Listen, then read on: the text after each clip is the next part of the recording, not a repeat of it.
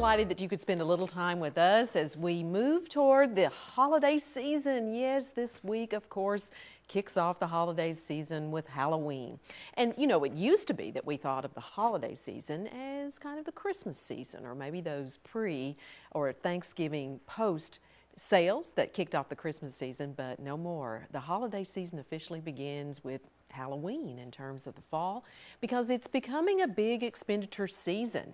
And if you haven't bought a lot of trick-or-treat candy or costumes or all kinds of activities with fall decorating, that's kind of my advice, is to look at mums and pumpkins and things to decorate with. It's expensive, right? You can easily spend a lot of money for all of the different Halloween items, and then following on the heels of Halloween, immediately we find Thanksgiving coming up. And the cost associated with that holiday primarily involve food, but maybe, again, you're doing something special for your holiday table. We've talked a little bit about how to have value here on this program by using some inexpensive items throughout the year.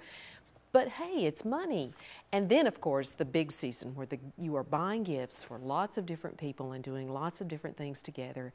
And of course, that's Christmas, followed by New Year's. And then we just keep cycling, don't we? It seems that in the media especially, we are actually drawn from one holiday to another throughout the year. After New Year's comes Valentine's Day, then comes Easter, then comes, again, Memorial Day, and the 4th of July, and Labor Day, and we could go on and on and on, couldn't we?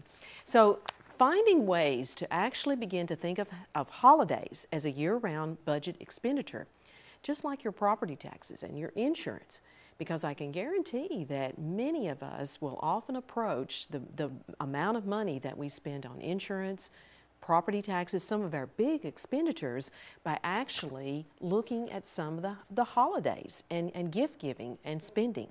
If you were to really add it up, you would find this is a big expenditure. And for me, it's often that expenditure that kind of seeps through the cracks. It's one of those things that you don't often think about in terms of, well, I'll just pick up a little thing for this holiday, or I'll do a little something for this, or I'll get a little gift for this. And by the end of the year, you're like, where did all my money go? And you look, and it was gifts and special items that deal with holidays.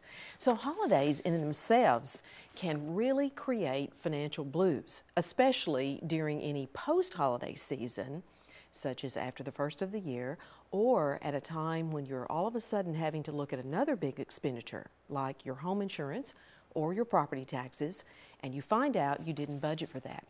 So we would urge you today to really take a look at some things that have to do with holiday spending. And as Halloween is coming up this week, this is a good time to sit down and really think, okay, where am I going with this expenditure season? What will I do? So if you want to really avoid the holiday blues, the big time holiday blues, think ahead. Think ahead right now too, and think about a budget right now for the season.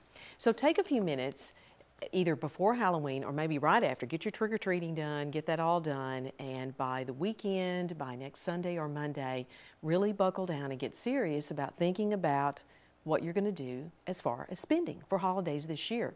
And definitely by January, make it a priority to really begin to look at long range, how many gifts, how many things do you buy for all the holidays, and then begin to budget a monthly amount and set that aside so that you've got that money and you know realistically this is going to be my budget, or at least it begins a workable budget that you can think about.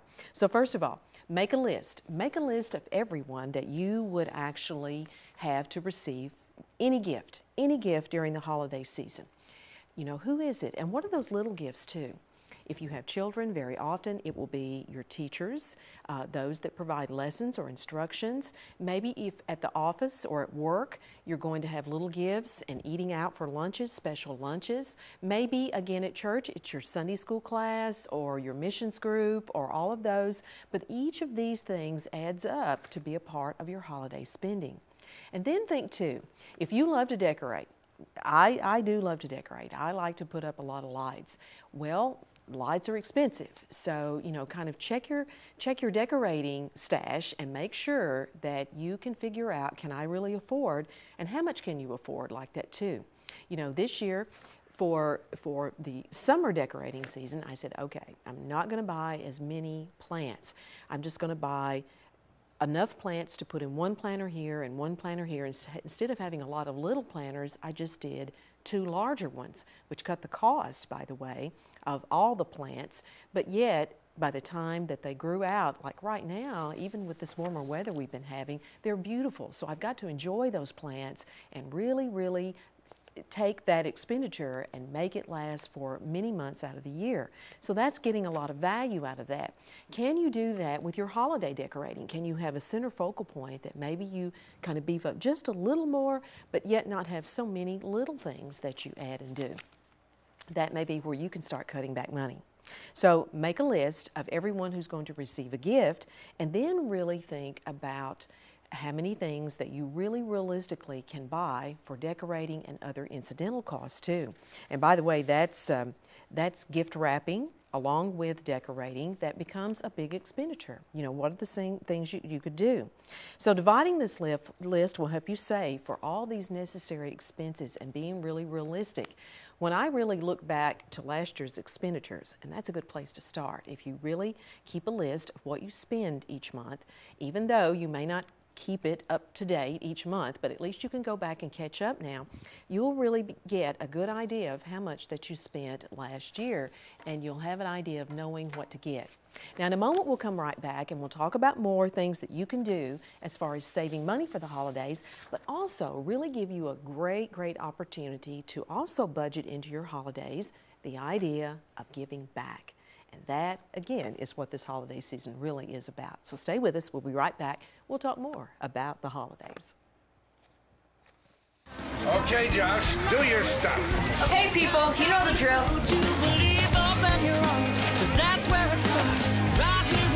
Generosity, pass it on. A message from the Foundation for a Better Life. You know, budgeting for the holidays may sound boring and something that really is going to take a lot of your good time for a waste of time, but it's not. It's really a good way to get a handle on what you spend and become more realistic in looking for certain sales and actually talking to people now, getting ready to buy certain things and really targeting certain things.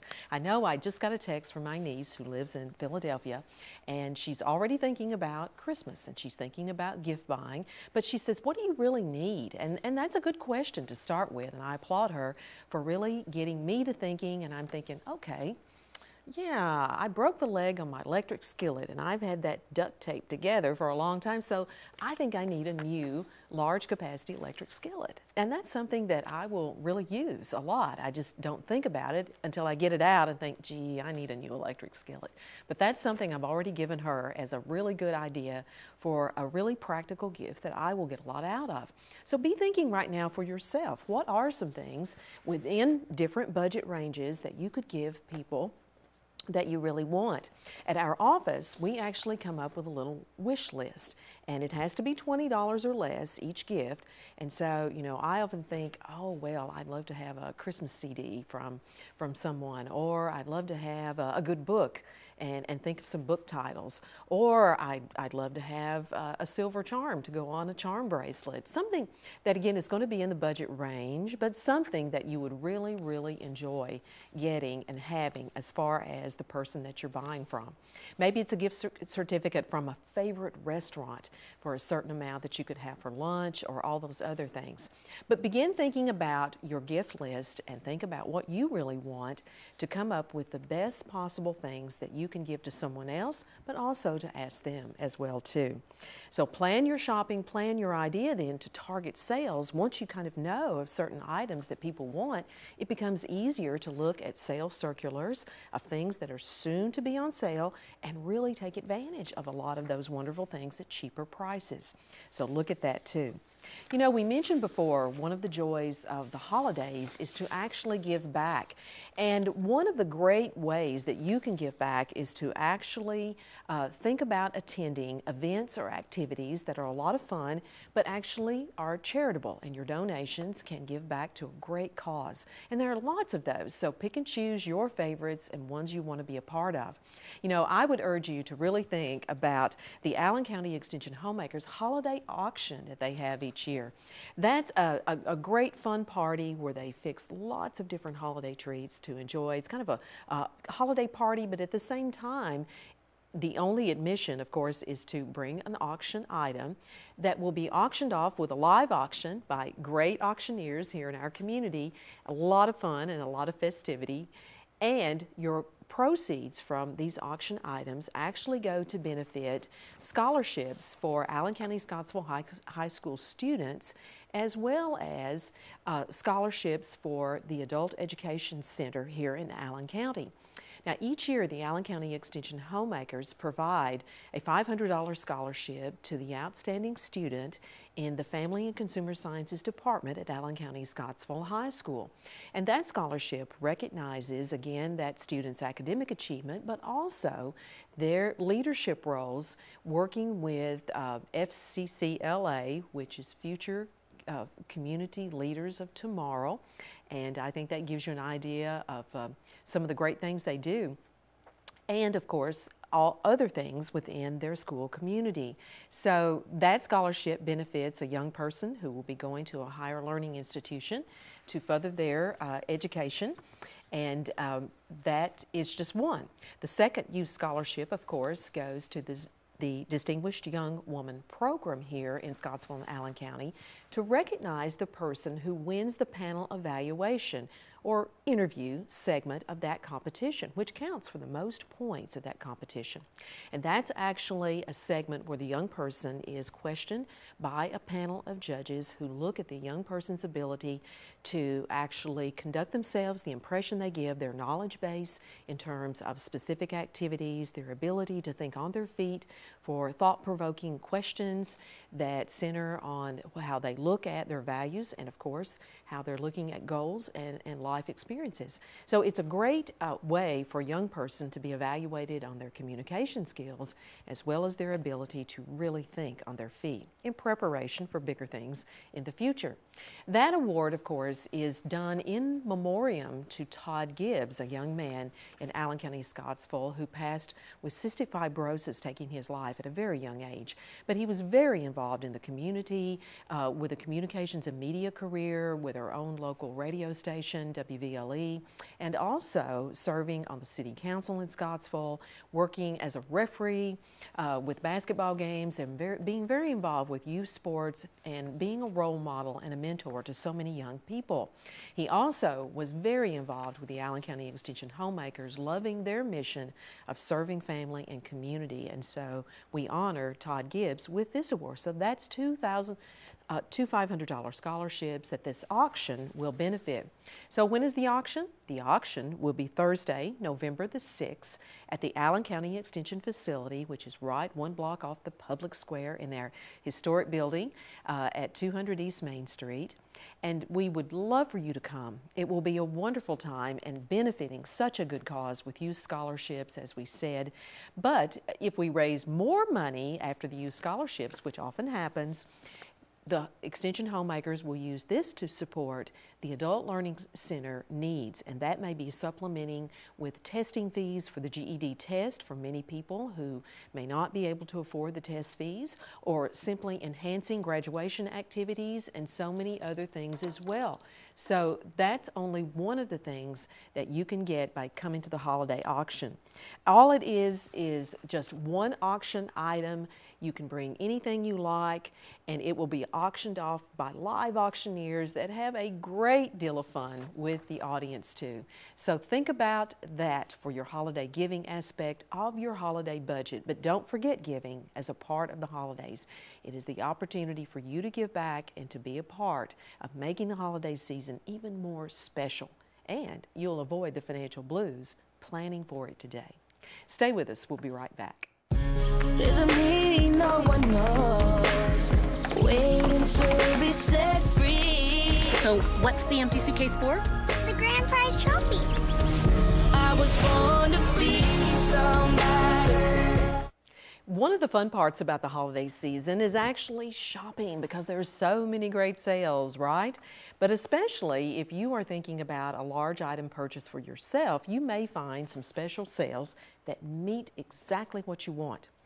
Even if you are buying a gift or buying for yourself, if it's an appliance, something to do with technology, any kind of item that you're going to be actually using for something, very often you'll get the question at the checkout counter, well, would you like to purchase our extended warranty? You know, the manufacturer's warranty will only cover so many days. And it will begin to become almost a sales pitch for you to buy an extended warranty on what you have. Now, here's the question. Should you or should you not spend that extra money to have an extended warranty? Well, let's look at what extended warranties are, first of all, and think about how you feel about insurance, because that's what extended warranties actually are. You know, I recently purchased a used car, and I did purchase an extended warranty, even though my little voice in my head was saying, you know, Janet, it's probably not going to be worth it. But I had had a really a unique experience with a car previous to that in this manufacturer line, which resulted in some extensive repairs that, had it not been covered by a particular warranty, I would have been in trouble. So I did the extended warranty. It's getting ready to run out. I haven't had any trouble. And, you know, by and large, that begins to become a decision then. Now you have to look at, do you have the cash to actually fix the warranty if it's something that would require a major expenditure? So there it is. It's whether or not you want to save up the money or whether or not you want to buy another warranty or insurance policy, basically to repair a large item. On the other hand, if it's a small appliance, or let's say I'm probably going to have to buy a new printer for my home computer. I'm going to have to do some updating. So do I want to buy an extended warranty on a laser printer? Or do I really need that? Can I drop back to something more inexpensive that I can replace easier? And what's going to be the cost of cartridges, etc., you know, to go in that? Would I even need an extended warranty on this item of equipment? Well, probably not. Not like looking at a car or, again, some other major appliances in that way, because it's really insurance. The manufacturer or the owner of the warranty that you purchase it from says, okay, I will fix this item if it's broken or it's damaged within the warranty period. But what you need to do is look at the fine print with an extended warranty. What really has to happen and what's really covered. Things that I often think should be covered are a problem. And I'll tell you another situation too with extended warranties that I had was actually being able to keep up with the original sales receipt. Even though you may have the warranty, if you don't have the sales receipt or that information, you could have some trouble actually getting your warranty enforced. So, you know, think about it like this. If it's a small item, and because you often are even pitched to buy warranties on DVDs or CDs or something of that matter, like if the DVD is scratched or it's broken, it'll be replaced. I mean, really, do you really want that? Do you need to spend $2 or $3 more to actually have it replaced when what's the odds you're going to break or scratch the DVD? Think about that. You could probably just replace the DVD a lot easier over the period of time that it would take you to actually get back the money with viewings on that extended warranty. If, again, you're looking at a larger household item, like I did the car, or another major appliance issue, you may want to think about a warranty, but do this. First of all, look at the warranty that may be coming with your particular item. Is there a manufacturer's warranty?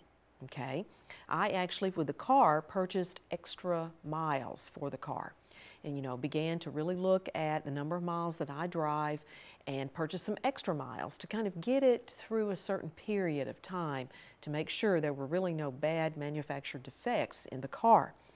What's the most common repair for this product? Now, often you can find that out by going on consumer hotlines, or you could go to Consumer Reports, you could go to their website, or go to your public library and actually look at the magazines that are available if you don't have a subscription there as well. And you can read about the particular item too. So do a little research. How often does the item actually have to be repaired? And what's the problem? Now, I know in purchasing some home appliances for my home with remodel, I did have some trouble with some problems with those appliances. The problem I had is there was a manufacturer's warranty on the appliances for like 9 months or I think a year on the appliances. But unfortunately, the appliances, when I had to purchase them for my home, I had to purchase them ahead of time, and they were kind of kept on a shelf until the cabinets were fixed, because the cabinets needed the measurements of the appliances to do, the installation. Well, what had happened by the time those appliances sat on the shelf, about 6 to 9 months, I only had those appliances in like 3 or 4 months when the problem came up. And wouldn't you know it, it was right after the manufacturer's warranty had expired. Now, I was able to work with the company and with the place that I purchased the appliances from and come to a compromise resolution, let's say that. But had I not had all of the sales receipt information, had I not had every kind of documentation showing they were actually kept on a shelf, waiting for me to pick them up, for the cabinets, and, had all that lined out, I wouldn't have been able to negotiate anything. So I think what you have to think about is, if you have an extended warranty too, are you willing to really keep all of the documentation that would be required for the warranty, even though you purchased it, to actually be covered? Because it's not just your word that you have it, and maybe something like that. You would have to have a sales receipt showing the particular warranty purchase date, what you purchased it for, the salesperson's thing, the actual store number, all of those things. So are you willing to really keep up with all that documentation for all that time? If so, that's a good thing. So think about that. Also, are you willing to take the time to actually go through all of the processes and phone calls and red tape that you have to go through to enforce an extended warranty? Is that worth it to you? If you are not a keeper of paper and details, even if you purchase an extended warranty, you may not follow through in the right ways for it to actually be enforced there too. And also know, are you willing to take the time to ship it back? Are you willing to go through everything as far as making the warranty actually work? It's not easy to work with an extended warranty, I know that. And it's one of the things that you have to think about. And very often maybe you just want to try to get it repaired yourself. As I said, this appliance repair, I was able to work with the manufacturer under the circumstances, and given the cost of installation, to get a compromise where they paid part, I paid part, without having an extended warranty. And you may be able to do that too, given the proximity to the manufacturer's warranty, that the problem may come up with them. So think about all these questions. Do you really need it, or do you want to just save the money up? It's a point where the extended warranty may not work, and just read the fine print of the warranty before you actually get it. And there are some things that you may say, absolutely, if it's an appliance, I want a warranty. I want it to be able to be covered. It was not simple, as I said, to get the repairs, and what I found is, I'm sorry to say, the repair people for my particular brand of appliance were not very knowledgeable in the repair that needed to be done on my appliance. So it's a game. That's all we'll say. But before you say yes at the cash register to an extended warranty, do your research ahead of time to know what could happen and whether or not you're willing to keep up with everything to make it work. In a moment, we'll be back and we'll talk about some other big decisions financially as you can consider the holiday season, or maybe a big ticket purchase that's on your radar to do before the end of the year. Stay with us. We'll be right back.